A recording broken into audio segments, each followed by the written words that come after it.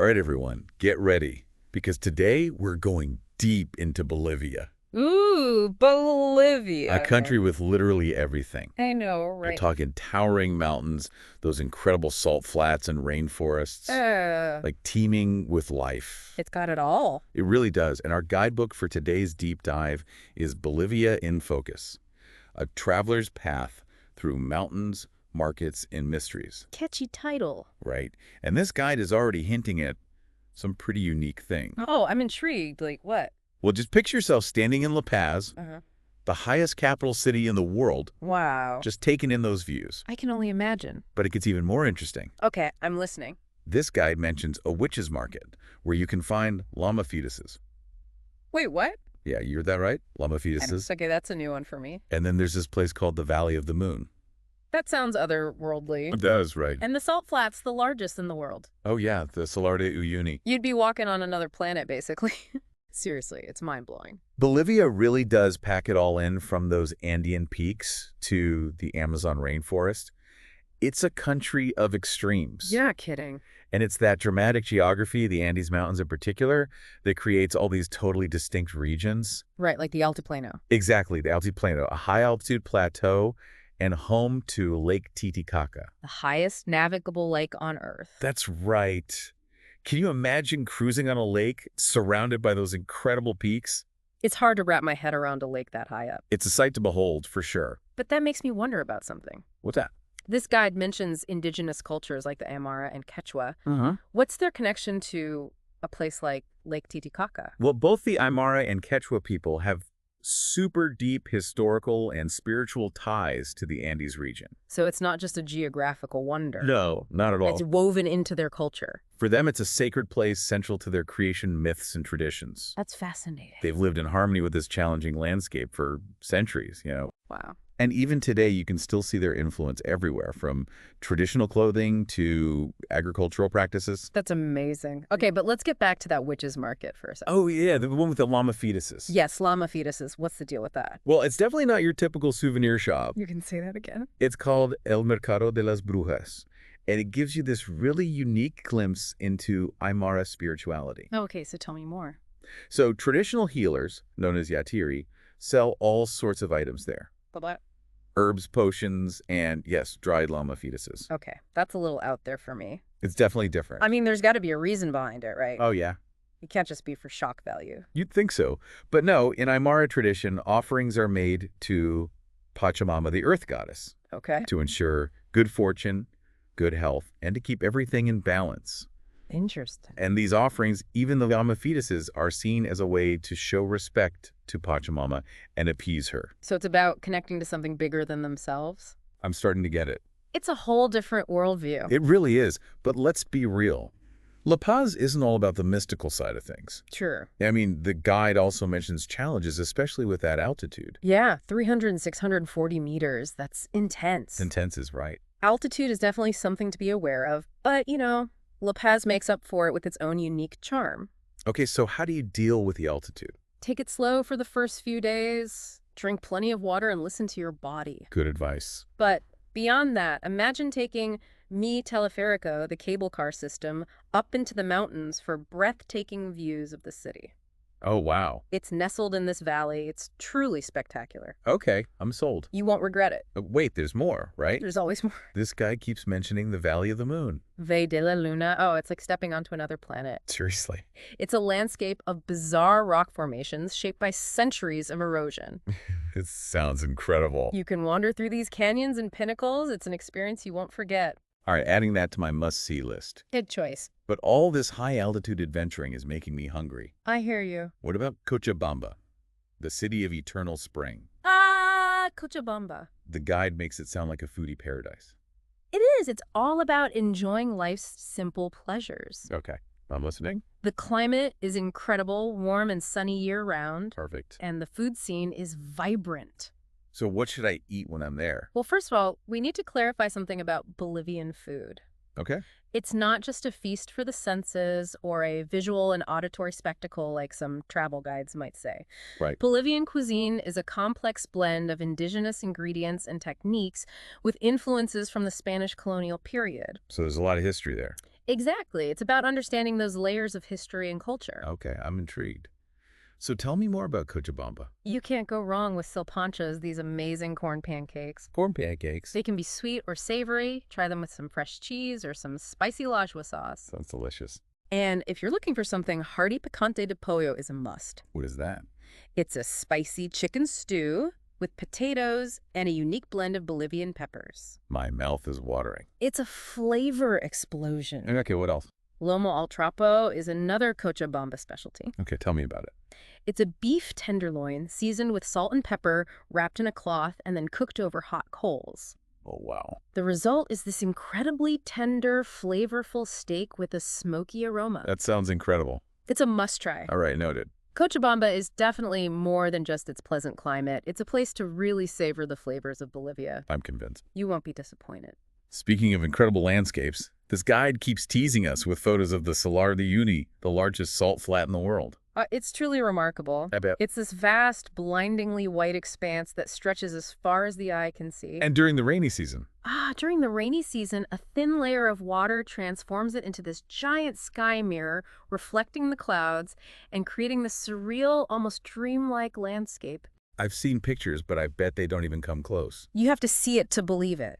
So the guide mentions something about an island with giant cacti right in the middle of the salt flat. Oh yeah, Nkawasi Island. What's that all about? It's this bizarre oasis in the middle of this stark white desert. You can climb to the top and get this panoramic view of the salt flats.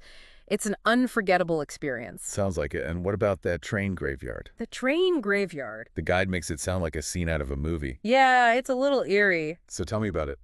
Back in the late 19th and early 20th centuries, Uyuni was a major hub for trains transporting minerals. Uh-huh. But when the mining industry declined, they just abandoned the trains. Really? Yeah, they've been rusting away in the desert ever since, creating this strange, almost melancholy landscape. Wow, from salt flats to train graveyards, Bolivia is full of surprises. It keeps you guessing, that's for sure. Okay, so we've covered some incredible natural wonders, but what about something a bit more historical? Like what? The guide mentioned this place called Tiwanaku.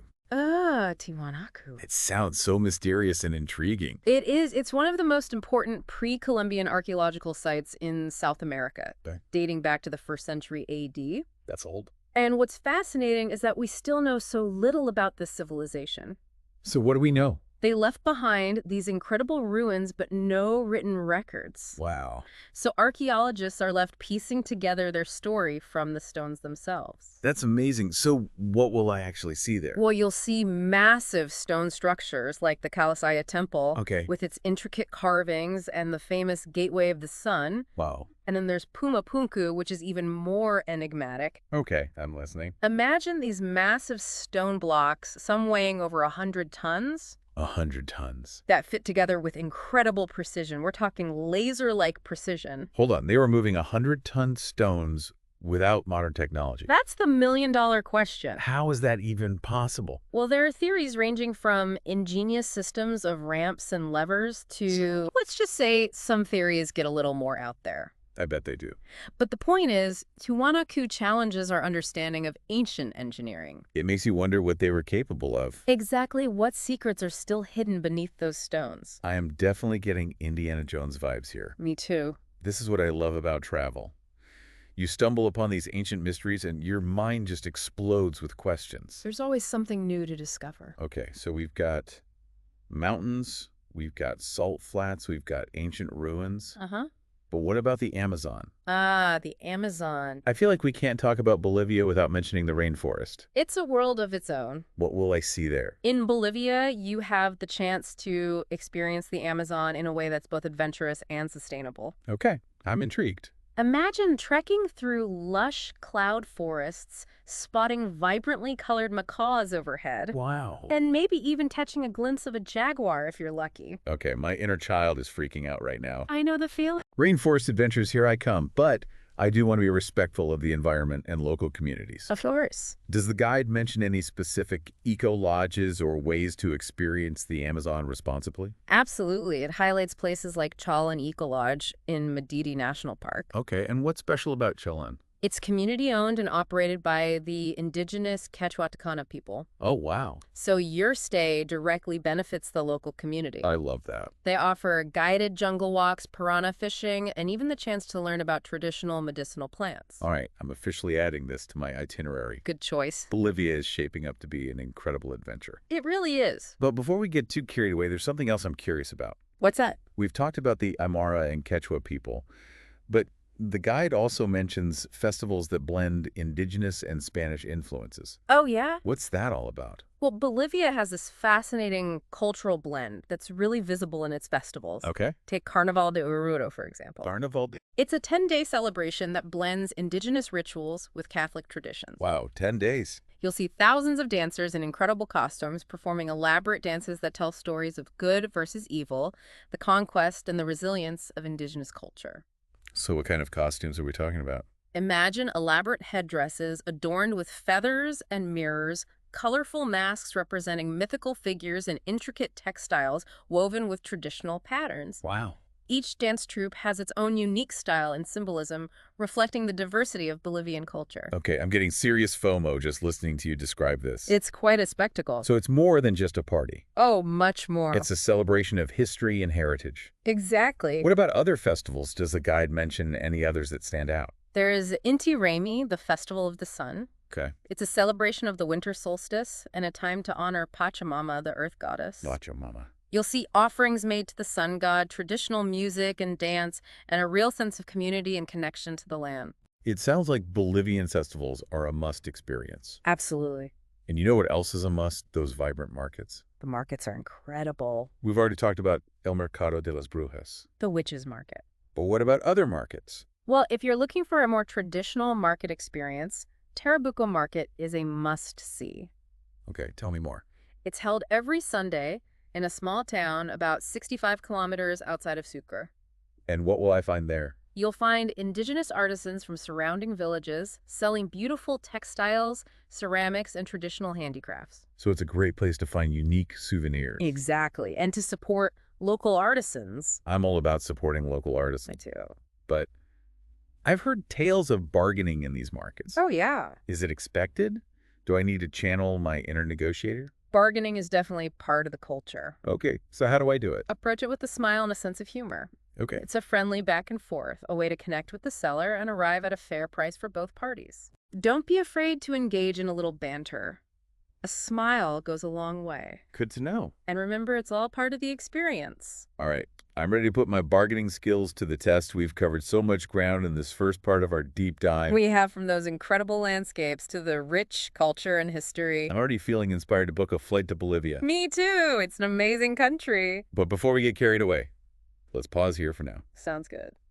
Welcome back, everyone. Back for more Bolivia. I don't know about you, but my head is still spinning. From all the incredible things we learned. Exactly. From towering mountains to ancient mysteries, it seems like this country has it all. It really does. But we haven't even gotten to the practical stuff yet. The nitty-gritty of planning a trip. Exactly. But before we jump into that, Okay. I wanted to go back to something you mentioned earlier, the whole idea of responsible travel. Oh, yeah. Super important, especially in a place as ecologically diverse as Bolivia. I mean, this travel guide, Bolivia in Focus, really stresses that. It's not just about seeing the sights. Right. It's about making sure we're not harming the environment or the people who live there. Exactly. And that's especially true when it comes to the Bolivian Amazon. So how do we do that? Well, the guidebook actually highlights a really unique opportunity for cultural exchange with the indigenous communities who call the rainforest home. So we're talking about more than just visiting a village.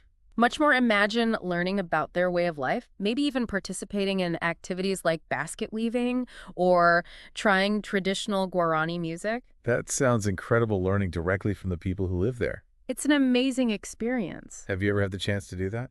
Interact with indigenous communities in the Amazon. Yeah. I have, and it was honestly one of the most humbling experiences of my life. Wow. We were visiting this small village in the Madidi National Park, and the community just welcomed us with open arms. That's so cool. They showed us how they use natural resources sustainably, how they navigate the rainforest, even shared their traditional stories and legends. It was a real reminder that there's so much we can learn from cultures that have lived in harmony with nature for centuries. It really puts things into perspective. It does. It's easy to get caught up in the excitement of travel, but we have to remember we're guests in these places, Right. and it's our responsibility to be respectful. Couldn't agree more. And the guidebook offers some practical tips for responsible travel in Bolivia. Like what? Well, for example, when you're shopping for souvenirs, Okay. choose locally made crafts over mass-produced items. That makes sense. That way your money goes directly back into the community. Right, supporting local artisans. Exactly. Speaking of souvenirs, I'm already picturing myself haggling for some beautiful alpaca wool textiles.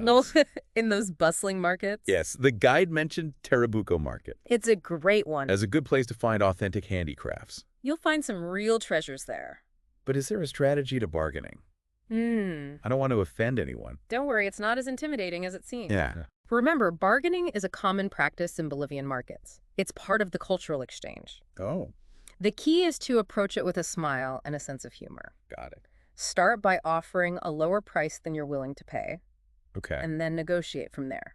makes sense. And remember, a little bit of Spanish goes a long way. I've always found that even a few basic phrases in the local language can make a huge difference when you're traveling, It shows respect. and a willingness to engage with the culture. Exactly. Speaking of language, what are some key phrases that would be helpful to know in Bolivia? Well, beyond the basics like hello and thank you, Uh-huh. it's always good to know how to ask for directions, Right, order food, of course. and of course, bargain. That's essential. So phrases like, ¿Cuánto cuesta? How much does this cost? Okay, ¿Puedes bajar un poco el precio? Can you lower the price a bit? got it. And me gusta mucho, pero es un poco caro. I really like it, but it's a bit expensive. Those are great. Yeah, I'm already practicing my Spanish. you'll be a pro in no time. Now, before we get too carried away with shopping, Right. we need to talk about getting around to Bolivia. Transportation. The guide mentions a few different options. Yeah, Bolivia has a surprisingly diverse transportation system. Like what? Well, you've got domestic flights, which are super convenient for covering longer distances. Especially if you're short on time Exactly. Then there are buses, which are more budget-friendly. and you get to see more of the country. Right. And for a truly unique experience. Okay, tell me more. There are a few scenic train routes. I love train journeys. They're amazing, but the train network is pretty limited. I see. Are there any routes that stand out in the guidebook? The train journey from Oro to Uyuni is highly recommended. What's special about that one? It takes you through the heart of the Altiplano, past shimmering lagoons, and offers just stunning views of the Andes Mountains. Wow. It's a slow journey, but it allows you to really soak in the vastness and beauty of the Bolivian landscape. That sounds amazing. But let's talk about the Altiplano for a second. We know it's high altitude, and this guidebook really stresses the importance of acclimatizing. It's crucial. What kind of advice does it give? Take it slow for the first few days, especially when you arrive in La Paz. Okay. Avoid strenuous activity, stay hydrated by drinking plenty of water, and listen to your body. So basically, don't try to climb a mountain on your first day. Exactly. And you mentioned coca tea earlier. Huh? Is that something that's commonly used to help with altitude sickness? It is. Chewing coca leaves or drinking coca tea is a traditional Andean remedy for altitude sickness. So how does it work? The leaves contain a mild stimulant that can help alleviate symptoms like headaches and nausea. Makes sense. It's readily available throughout the Altiplano region, so don't be afraid to give it a try. Good to know. I'm all about embracing local remedies. Me too. But what about other practical stuff like money matters? Ah, yes. Does the guide offer any tips on exchanging currency or using ATMs? The guide recommends using ATMs as the most convenient way to access local currency, Bolivianos. Bolivia. ATMs are widely available in cities and towns. Okay. However, it's always good to have some cash on hand, especially in more rural areas where ATMs might be scarce. Makes sense, and probably a good idea to be mindful of your surroundings. Absolutely. Avoid flashing large amounts of cash in public. Safety first, speaking of safety, what about any health concerns? Are there any vaccinations or precautions that travelers should be aware of? Definitely check the guidebook. It has a comprehensive section on health and safety, including recommended vaccinations and precautions. Okay, so I should talk to my doctor. It's always a good idea to consult with your doctor or a travel health specialist well in advance of your trip. Great advice. It's better to be safe than... Okay, so we've covered transportation, altitude, money matters, and health and safety. We're getting there? Is there anything else we absolutely need to know before we pack our bags and head to Bolivia? Well, there's one more thing I want to emphasize, and it's something this guidebook really drives home. What's that? The importance of cultural sensitivity. Bolivia is a country with such a rich indigenous heritage, and it's essential to be respectful of local customs and traditions. Absolutely. Yeah. But how can travelers make sure they're being culturally sensitive? The guidebook offers some specific advice. Like what? For example, it mentions that touching someone's head is considered disrespectful in Bolivian culture. Oh, Also, when visiting indigenous communities or sacred sites, it's important to dress modestly and ask permission before taking photos. that's good to know. I always want to make sure I'm being respectful. It's all about being mindful and aware of our impact as travelers. I think it's so important to approach travel with a sense of humility and a willingness to learn. Couldn't agree more. Bolivia is a country that will challenge your perceptions, broaden your horizons, and leave a lasting impression on your soul. It really is a special place. But to truly experience its magic, you need to be open to its people, its customs, its way of life. Well said. This is what I love about these deep dives. We're not just uncovering facts and figures. Yeah. We're exploring a whole new way of seeing the world. It's an adventure for the mind and soul. Okay, so we've covered a lot of ground in this second part of our Bolivian adventure. Yeah, you have. We've gone deep into the practicalities of travel. From transportation to cultural etiquette. But I have a feeling the best is yet to come. You're right. We've saved the best for last. All right, welcome back to our final part. The final leg of our Bolivian adventure. This deep dive into Bolivia in focus has been incredible so far. It really has. Breathtaking landscapes, fascinating history, vibrant culture. So much to discover. But there's still more, right? Oh yeah, we've saved some hidden gems just for this part. I love hidden gems. Tell me more. Well, one that comes to mind is Sajama National Park. Sajama National Park. It's in the western Altiplano near the Chilean border, and it often gets overlooked. Really? Why? You know, overshadowed by the more famous Salar de Uyuni. Ah, I see. But But for those seeking solitude and just stunning natural beauty, Sajama is a must-see. Sajama National Park. Okay, I have to admit that one's not really on a radar. It's a hidden gem for a reason. So what makes it so special? Well, imagine this. You're surrounded by these towering snow-capped volcanoes. Okay. The highest peak in Bolivia, Nevado, Sajama, rises majestically in the background. Wow. And you're trekking through high-altitude grasslands So- dotted with ancient ruins and thermal hot springs. Okay, you had me at Thermal Hot Springs. I know. Signing up. But you mentioned ancient ruins. Oh, yeah. What kind of ruins are we talking about? Sajama is home to these pre-Columbian burial towers known as chulpas. Chulpas. They're these fascinating stone structures that indigenous cultures use to bury their dead. That's like a window into the past. Exactly, a glimpse into a past that's often overlooked in the more popular tourist spots. I love that exploring beyond the well-trodden past. Me too. It's Yeah. where you find the real treasures. So any other hidden gems that this guide recommends? Oh, there's always more. Okay, hit me with it. How about a trip to Amaro National Park? Ambaro National Park. And where is that? It's in the eastern part of the country, in the foothills of the Andes, Okay. and it's known for its incredible biodiversity. Biodiversity, like what are we talking? We're talking cloud forests, waterfalls, and a chance to spot some really rare and endangered wildlife. Okay, now you're speaking my language. What kind of wildlife can I expect to see in Ambaro? Well, if you're lucky, you might catch a glimpse of the spectacled bear. The spectacled bear. It's the only bear species found in South America. No way. But there are also monkeys, pumas, over 700 bird species, and just a stunning variety of orchids. That sounds incredible, the nature lover's paradise.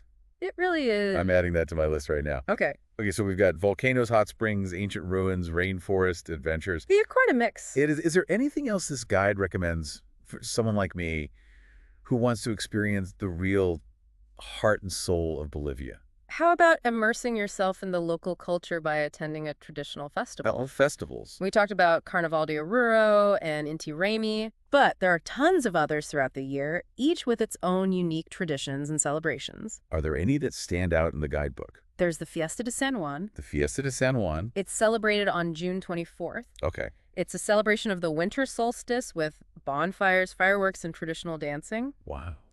It's a chance to witness the warmth and hospitality of the Bolivian people firsthand. That's what I'm talking about, those authentic travel moments. Exactly, the ones that stay with you long after you've come home. Speaking of coming home, what kinds of souvenirs should I be looking for? Souvenirs. What really captures the essence of Bolivia?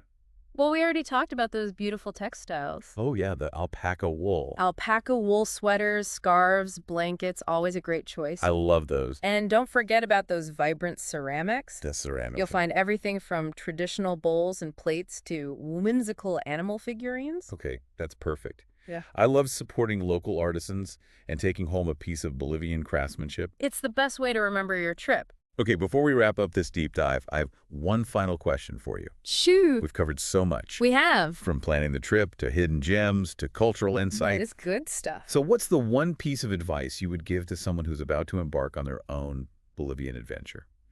That's a great question. I think the most important thing is to approach your journey with an open mind and a sense of adventure. Open mind and a sense of adventure. Bolivia is a country that will challenge your perceptions, surprise you at every turn, and ultimately leave you transformed. I love that. Embrace the unexpected, connect with the local people, and let the magic of Bolivia unfold before your eyes. That's beautiful. What a perfect way to end this deep dive into Bolivia in focus. It's been a journey. It really has. And for our listeners, it's time to turn those dreams of exploring Bolivia into reality. Go for it. Book that flight, pack your bags, and get ready to experience the magic for yourselves.